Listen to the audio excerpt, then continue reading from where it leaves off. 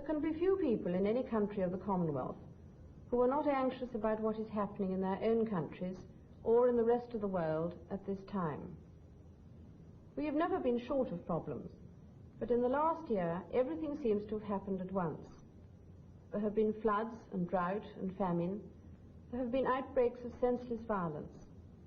And on top of it all, the cost of living continues to rise everywhere. Here in Britain, from where so many people of the Commonwealth came, we hear a great deal about our troubles, about discord and dissension, and about the uncertainty of our future. Perhaps we make too much of what is wrong and too little of what is right. The trouble with gloom is that it feeds upon itself, and depression causes more depression. There are indeed real dangers, and there are real fears, and we will never overcome them if we turn against each other with angry accusations. We may hold different points of view, but it is in times of stress and difficulty that we most need to remember that we have much more in common than there is dividing us. We have the lessons of history to show that the British people have survived many a desperate situation when they acted together. People in a crowd may seem oblivious of each other, yet if you look at your neighbours, you will see other people with worries and difficulties probably greater than your own. It is time to recognize that in the end we all depend upon each other, and that we are therefore responsible for each other.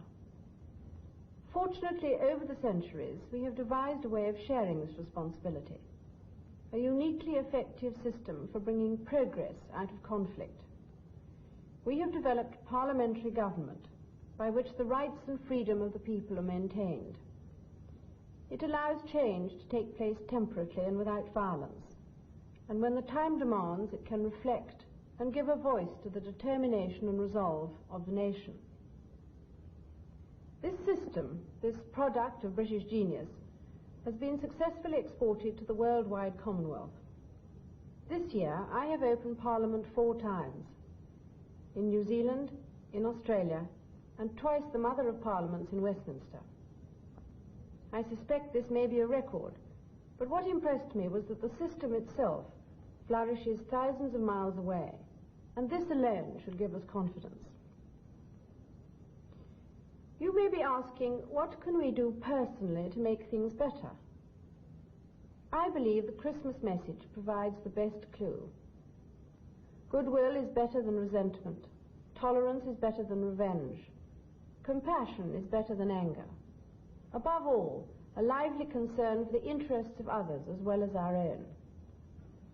In times of doubt and anxiety, the attitudes people show in their daily lives, in their homes, and in their work are of supreme importance. It is by acting in this spirit that every man, woman, and child can help and make a difference. In Britain, I'm sure it could make all the difference. We are an inventive and tenacious people, and the comradeship of adversity brings out the best in us. And we have great resources, not just those of character, but in our industry and trade, in our farms, and in the seas around our shores. My message today is one of encouragement and hope. Christmas on this side of the equator comes at the darkest time of the year, but we can look forward hopefully to lengthening days and the returning sun.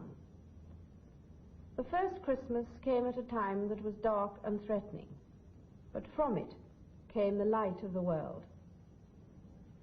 I wish you all a happy Christmas.